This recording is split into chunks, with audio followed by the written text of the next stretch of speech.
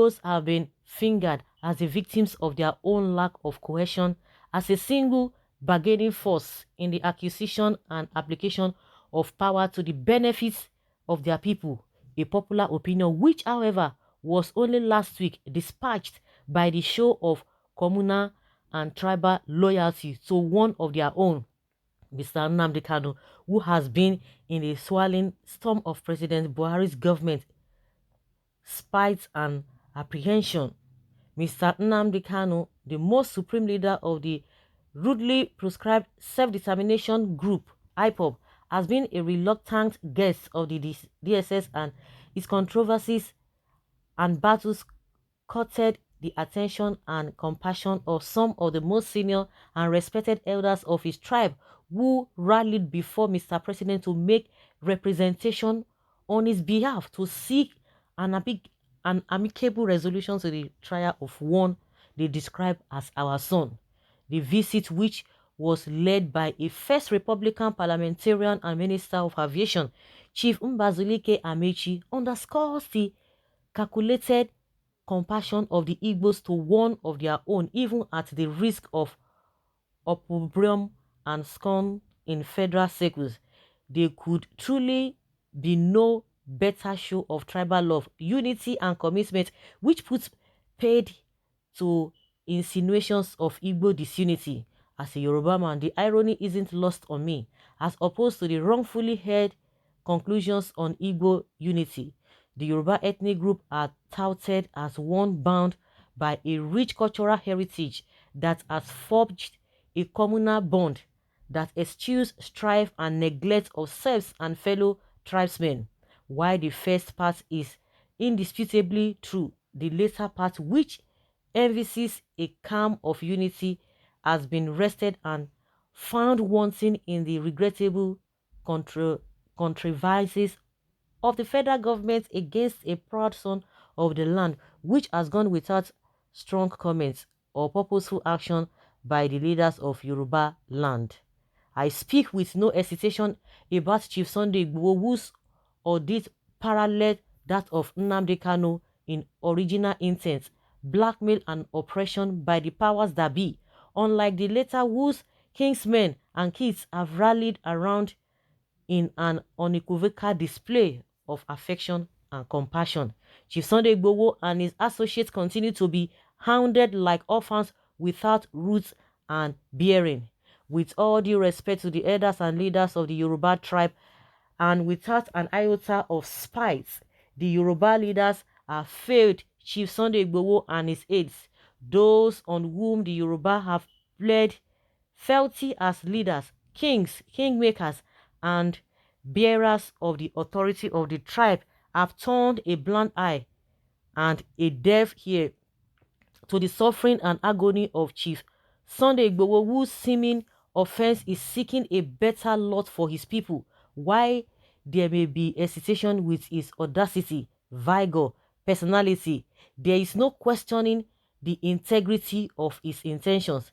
Therefore, and as a matter of urgency, Yoruba leaders must urgently borrow a leaf from Igbo leaders by approaching President Buhari to secure the liberty of Chief Sunday Igboho and that of all his associates from the contrived charges against them. The hounding of Chief Sunday Igboho and his aides is a needless discrimination with political undertones that serves no true unifying purpose for the Yorubas or Nigeria as a whole. In fact, at a time when disaffection with the status quo has led on to tears in the fabric of our unity, it would be self-defeating of the Buhari-led government to reply legitimate queries of the state of the nation with antagonism and badly hidden spite. This is a defining moment not just in the history of Nigeria but in that of the Yorubas too. The Igbo leaders have shown the world how it is done for a lack of precedence. The Yoruba must now go and learn from the East. I mean prominent Yoruba sons and daughters with a voice and a platform. I refer further to religious, cultural, and political leaders who have the ears of Mr. President and on whom is vested the trust and expectations of leadership. It is a time for action and not banter, words of reconciliation and not finger pointing. It is indeed a time for communal pride and ancestry to overwhelm the differences that have driven a wedge amongst our people.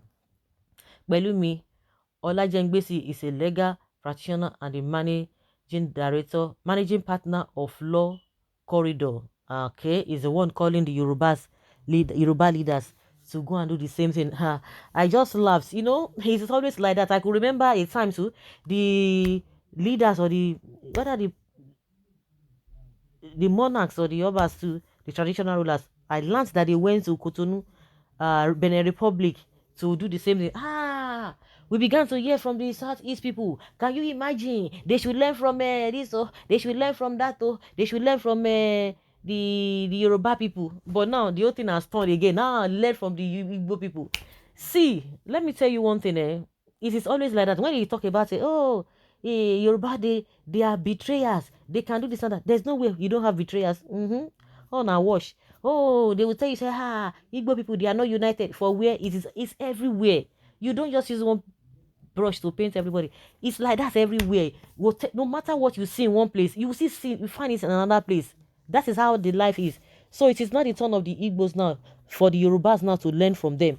And again, we are still making a very, very big mistake. Buhari is trying to deny that he doesn't know anything about all this. It's a lie. It's a lie. If really we are practicing true democracy, the judiciary will be independent. Let them judge all of these things. Now they are making it seem as if these guys have committed one offense, and which is irritating and so annoying. So annoying. Making it seem as if they have done nonsense. They have done rubbish. They have committed an abominable offense. And meanwhile, those who are committing abominable offense, you can see Gumi who is spewing out all of those raw and provocative words. Nobody is saying anything. People are just saying it. They are just referring to it. But Buhari is not angry about it. What kind of a country is this? Like I've said, the elders, they have done their part because that is the kind of democracy and that's the kind of government we are running. Government of one person. Ordinarily, it ought not to be there. You go and prove beyond reasonable that go to court, go and have your day in court. That's why we have lawyers. It's unfortunate. I'm just laughing because now it is not the turn of the Igbos now. They are the ones shining now. So Yorubas need to go and learn from them according to this Benjen Gbesi. So guys, what do you think? Let's have your take in the comment section.